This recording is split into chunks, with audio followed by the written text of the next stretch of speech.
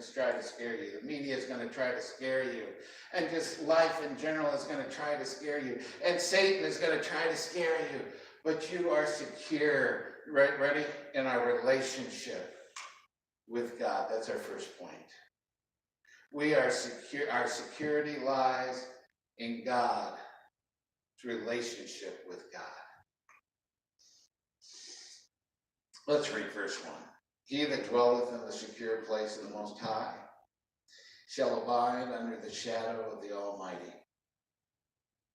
Now, a dwelling is not a tabernacle, it's not a tent, it's not something that's a temporary shelter. A dwelling is a permanent, fixed place. It's a home, it's a house. Okay? Fear cannot have its way in your house if God is who you live in. You need to make your shelter in the secret place of the Most High. Now, if you look at that word secret there, it's also translated from the Hebrew to mean secure. This is a place where just you and God go. This is a place where God is there to protect you.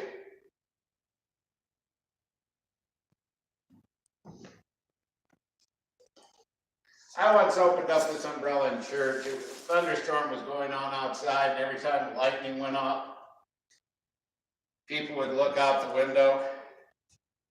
So I went into my office and brought out this umbrella, and I preached a whole sermon under this umbrella, and nobody looked out the window after that. You watch a preacher walk back and forth with an umbrella open, you're not going to pay a lot of attention to what's going outside the window, right? But you know the thing about an umbrella? If it's raining outside today and I dash from here over to my house or over to my house here, if I am just carrying this umbrella under my arm, it's not going to do me any good. If I'm using it as a walking stick, well, maybe it'll help me keep my balance, but it's not going to do me any good. But if I want to stay dry, it's got to stay open. And I have to stay under it. If I hold it out here, it's not going to keep me dry. Listen, that's the shelter. That's the security that we have in God. That's the umbrella that we are underneath in whatever situation on this earth we can find ourselves in. If we are under the secure umbrella of God, it doesn't matter what the storms of life are going to throw at us. We're going to stay dry. We're going to stay true. We're going to be there. We're going to be safe because God is protecting us. The raindrops of fear can come down, but God's going to keep me dry. He's going to keep me secure. Oh, sure, I can see the storm out there, but He's going to keep me dry. And that's that secret place. That's that place where only me and God, you know what? We all have a secret place in God, and if I put that down there, it's going to open up. Okay. Listen. We all need to have that secret place. We all need to walk under the umbrella. Now, the word abide means to continue, permanently, to remain, to constantly.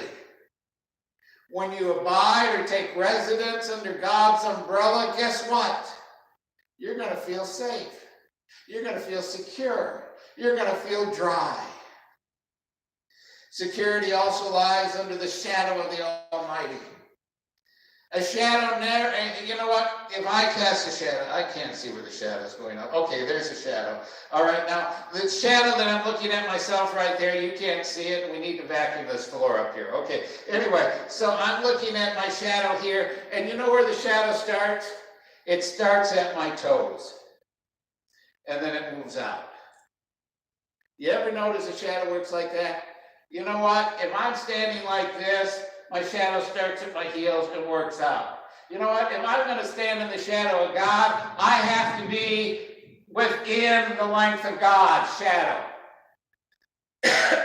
In other words, I cannot wander that far away from God. I have to stay as close to God as humanly possible.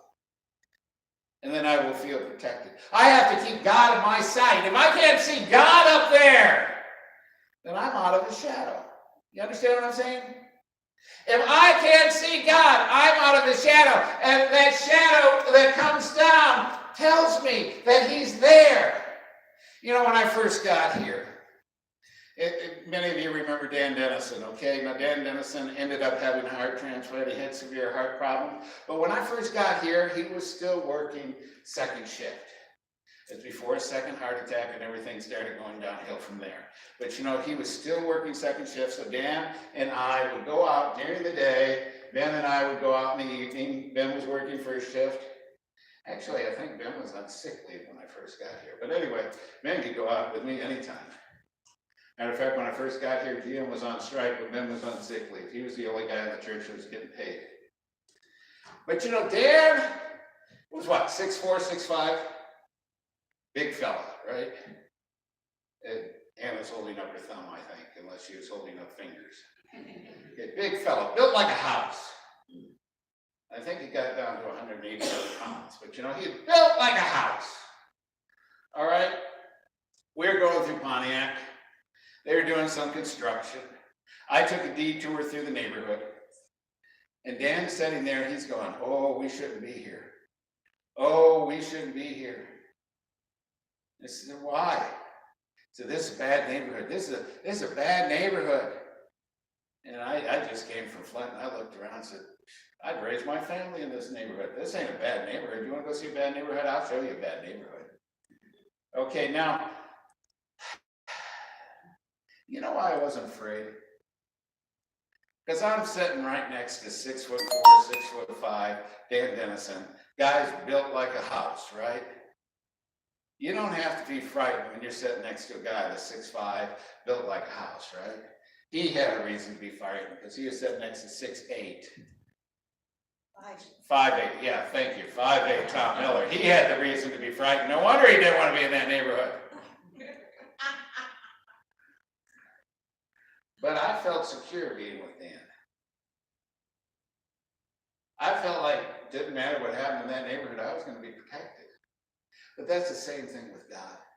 If we stay in his shadow, we'll always have that sense of being protected by him. Under his shadow, being secure in his